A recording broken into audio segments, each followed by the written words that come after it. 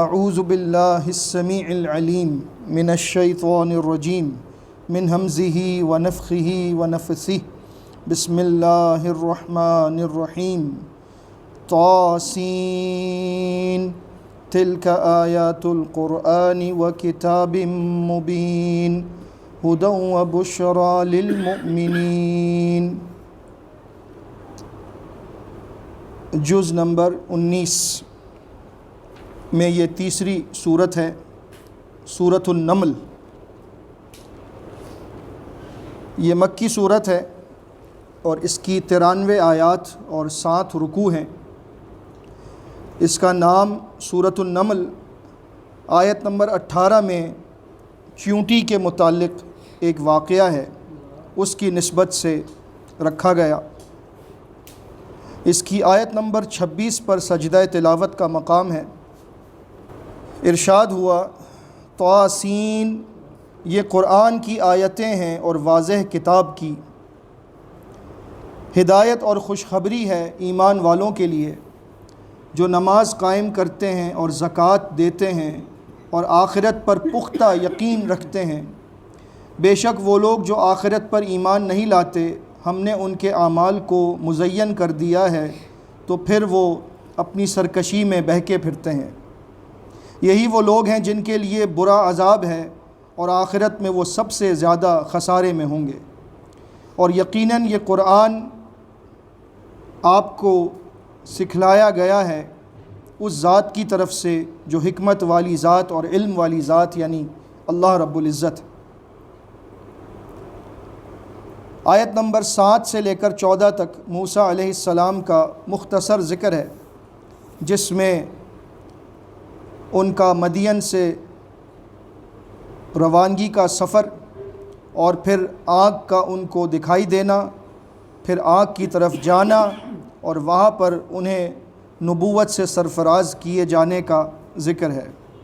نشانیوں کا ملنا، عصائے موسوی اور ید بیضاء، اور اس کے بعد ان کا فرعون کی طرف فی 9 آیات الی فرعون وقومہ، 9 نشانیوں کے ساتھ بھیجا جانا جو وقفے وقفے سے فرعون کو دکھائی جائیں گی۔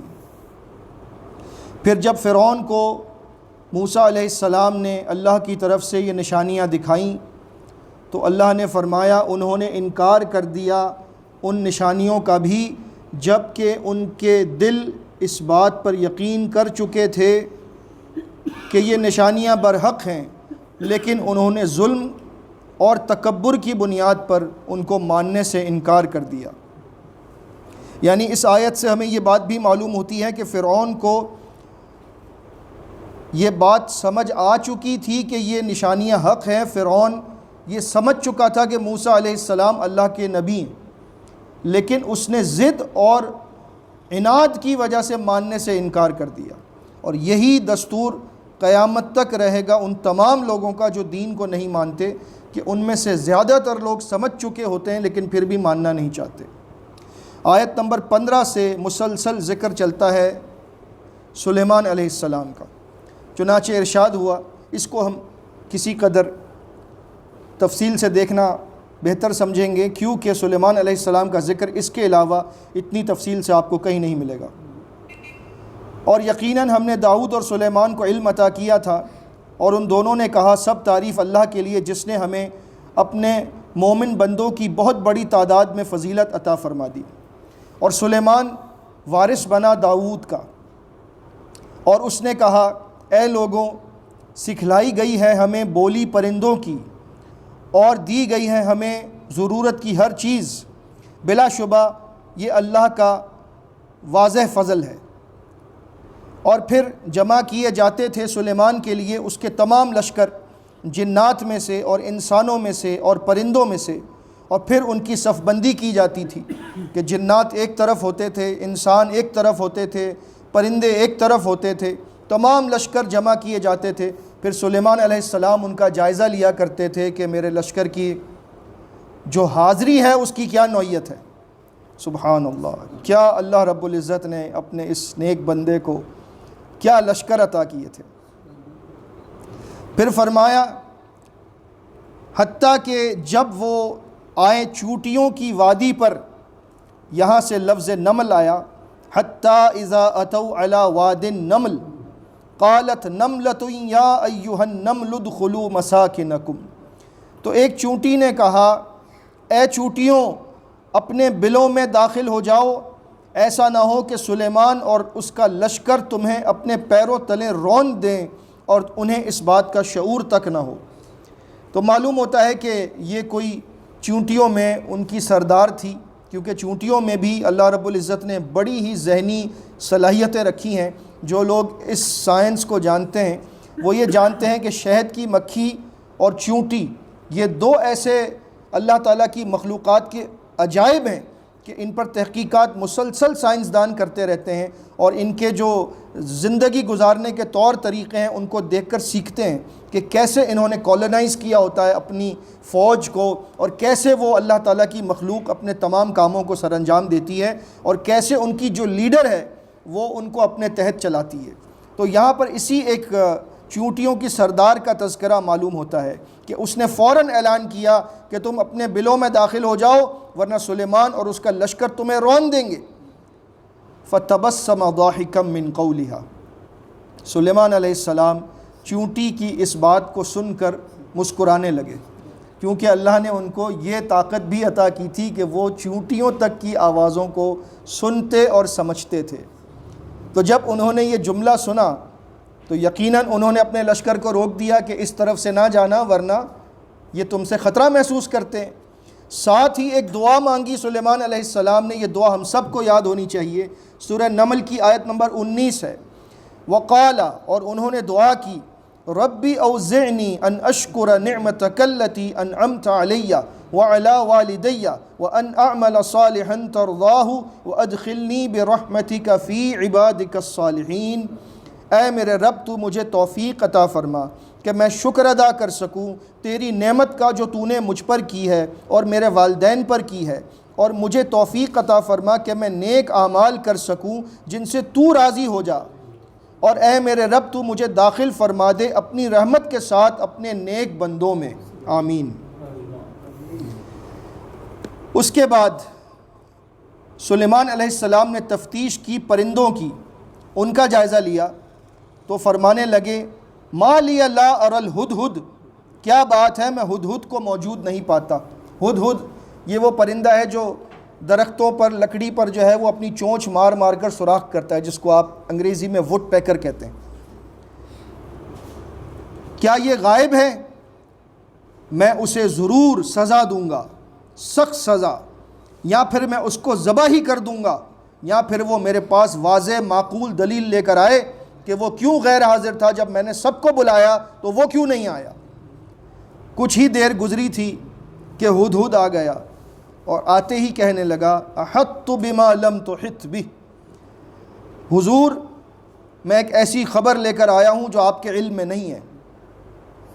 ایک مناظرہ ہوا،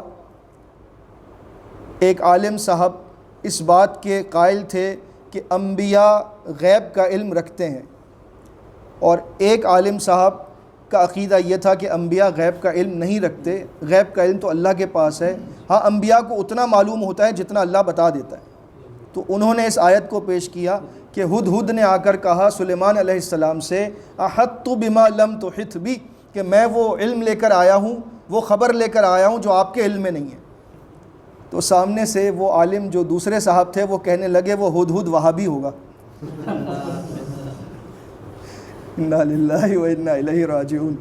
تو کہنے کا مقصد یہ ہے کہ جب آپ کو کوئی دلیل نہ ماننی ہو تو پھر آپ ایسی بات کرتے ہیں، حالانکہ یہ بالکل واضح بات ہے کہ اس نے جو بات کہی یہی بات ہے کہ سلیمان علیہ السلام کو نہیں معلوم تھا، جب ہی وہ آ کر بتا رہا ہے کہ حضور میں اس لیے غائب تھا کہ میں ایسی خبر لایا ہوں جو آپ کو نہیں معلوم۔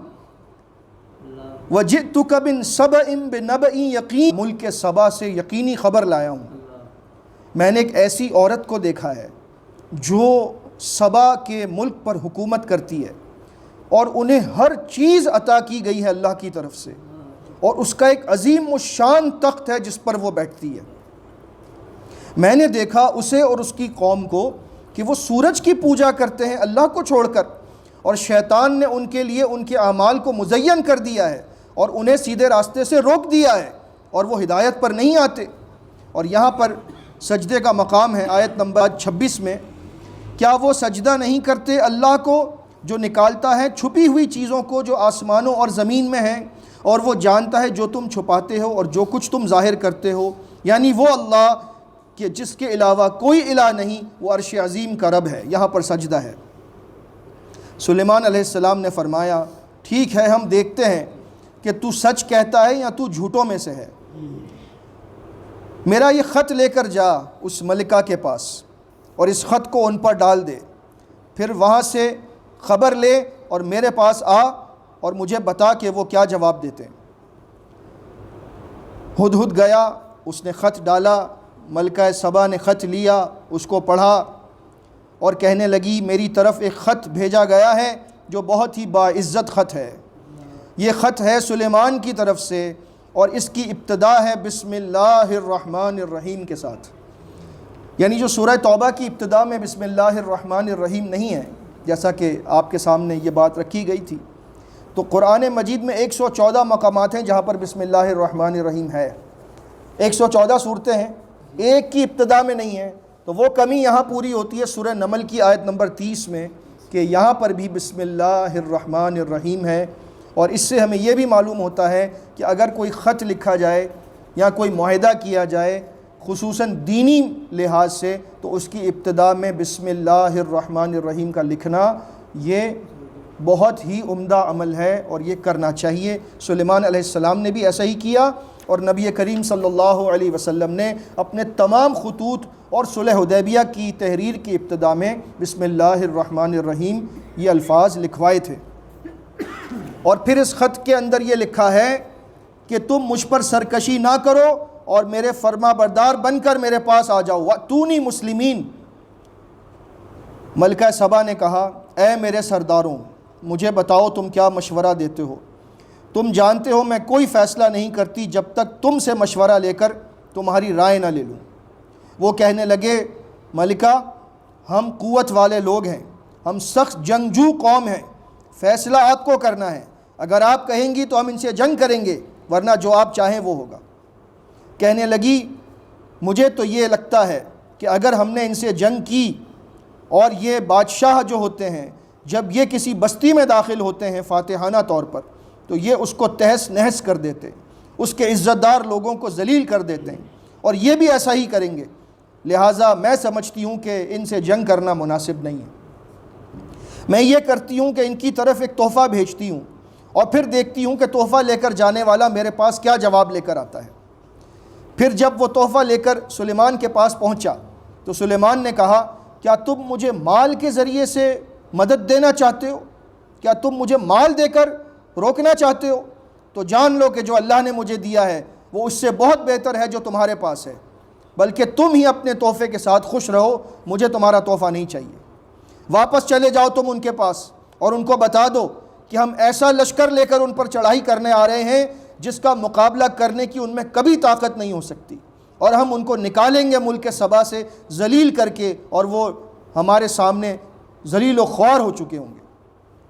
پھر سلیمان علیہ السلام نے فرمایا، یہاں سے بات سمجھنے کی ہے کہ ملکہ سبا کو یہ بات پہنچی، وہ سمجھ گئی کہ ان سے لڑ نہیں سکتے، لہٰذا اس نے فوراً اس بات پر فیصلہ کیا کہ اب ہم چلتے ہیں سلیمان سے ملاقات کرنے، بات چیت کرنے، کہ جنگ کر کے کیوں ہمارے اوپر چڑھائی کرتے ہیں، ہم بات کر لیتے ہیں۔ تو سلیمان علیہ السلام کو یہ بات معلوم ہو گئی کہ یہ میرے پاس آنے والے ہیں۔ سلیمان علیہ السلام نے فرمایا اے میرے سرداروں، تم میں سے کون ہے جو ملکہ سبا کا تخت میرے پاس لے کر آ سکتا ہے اس سے پہلے کہ وہ میرے پاس فرما بردار بن کر حاضر ہو جائے؟